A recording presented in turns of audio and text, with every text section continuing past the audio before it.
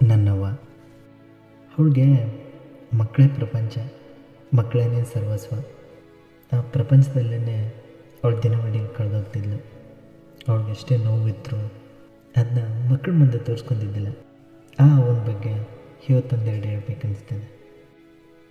ನನ್ನವ್ವ ನೆತ್ತಿ ಮೇಲೆ ಬುತ್ತಿ ಇಟ್ಕೊಂಡು ಹೊಂಟಾಗ ಹೊಲಕ್ಕೆ ಹೋದ್ಮೇಲೆ ಊಟ ಮಾಡೋದೇನಿದೆ ತಡ ಆಗ್ತೈತೆ ಅಂತ ಹೇಳಿ ದಾರಿ ನಡುವೆ ಒಂದೆರಡು ತುತ್ತು ತಿಂದು ಹೋಗ್ಬಿಡೋಕ್ಕೆ.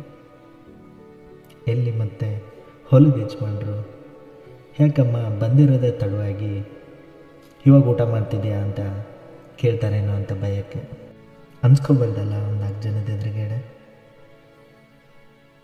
ತುಂಬ ಕಷ್ಟ ಅನಿಸುತ್ತೆ. ಪಾಪ ಹೊಲದ ಯಜಮಾನ್ರಿಗೇನು ಗೊತ್ತು, ಅವಳು ಬೆಳಗ್ಗೆ ಎದ್ದು ಮನೆ ಕೆಲಸ ಎಲ್ಲ ಮಾಡಿ ಮಕ್ಕಳನ್ನು ಸ್ಕೂಲಿಗೆ ಕಳಿಸ್ಬರೋ ಅಷ್ಟೊತ್ತಿಗೆ ಎಷ್ಟು ಹೊತ್ತಾಗ್ತಿತ್ತು ಅಂತ. ಅವಳಿಗೆ ಅರ್ಧಿದ ಚಪ್ಪಲಿ ಬಗ್ಗೆ ಗೊತ್ತಿದ್ದಿಲ್ಲ. ಅದನ್ನೇ ಅದಲಿ ಬದಲಿ ಮಾಡಿಕೊಂಡು ಅದಕ್ಕೆ ಪಿನ್ನೋ ಇನ್ನೊಂದು ಏನೋ ಮಾಡ್ಕೊಂಡು ಹಾಕ್ಕೊಂಡು ಹೋಗ್ತಿದ್ಲು. ಅವಳು ಯಾವತ್ತೂ ಸಾಲಿ ಮೆಟ್ಲು ಕೂಡ ಹತ್ತಿದವಳಲ್ಲ. ಆದರೂ ಬರೋ ಕಷ್ಟಗಳಿಗೆ ಎದೆ ಹೊಡ್ಡಿ ನಿಲ್ತಿದ್ಲು. ಸಂಸಾರದಲ್ಲಿ ಇಷ್ಟೇ ಕಷ್ಟಗಳು ಬರಲಿ ಯಾರಿಗೂ ಜಗ್ದೆ ಬಲು ಗಟ್ಟಿಗಿತ್ತಿ ಆಗ್ತಿದ್ಲು. ಕೂಲಿ ಮಾಡಿ ನಮ್ಮ ಸಾಲಿ ಕಲಿಸಿದ್ಲು.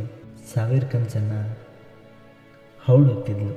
ಆದರೆ ಅವಳು ತೋರಿದ ದಾರಿ ನಮಗೊಂದೆ, ಮಗ ಏನು ಮಾಡ್ತೀವೋ ಮಾಡ್ಬೇಕ, ಆದರೆ ಇನ್ನೊಬ್ರಿಗೆ ತಲೆ ಹೊಡಿಬೇಡ, ಇನ್ನೊಬ್ರಿಗೆ ಅನ್ಯಾಯ ಮಾಡಬೇಡ, ಇನ್ನೊಬ್ಬರನ್ನು ತುಳಿಬೇಡ. ನಮಗೊಂದೊಂದು ಸಲ ಅನಿಸುತ್ತೆ ಅವರು ಇಷ್ಟೆಲ್ಲ ಯಾವಾಗ ಕಲ್ತ್ರಪ್ಪ ಅಂತ. ನಾವು ಬೇಡಿ ಸಾಲಿ ಕಲ್ತ್ವಿ, ಕಾಲೇಜ್ ಮೆಟ್ಲತ್ತೀವಿ, ಆದರೂ ಇನ್ನೊಬ್ಬರನ್ನ ಹೀಯಾಳಿಸೋದು, ಗಾಸಿಪ್ಸ್ ಮಾಡೋದು ಇದನ್ನೇ ಜೀವನ ಅಂದ್ಕೊಂಡ್ಬಿಟ್ವಿ. ಕೊನೆಯದಾಗಿ ಆ ಅವನ ಬಗ್ಗೆ 2 ಸಾಲಲ್ಲಿ ಇರ್ತೀನಿ. 10 ದೇವರಿಗಿಂತ ಹೆತ್ತವ್ವ ದೊಡ್ಡವಳು, ಮುತ್ತೆಟ್ಟು ಸಾಕಿದ್ಲು ನಮ್ಮನ್ನೆಲ್ಲ ಅವಳು. ಇಷ್ಟೆಲ್ಲ ಮಾಡಿರೋ ಅವಳ ಋಣನ ತೀರ್ಸೋಕ್ಕಾದೀತೆ ನಾವುಗಳು. ನಿಜ ಅಲ್ವಾ?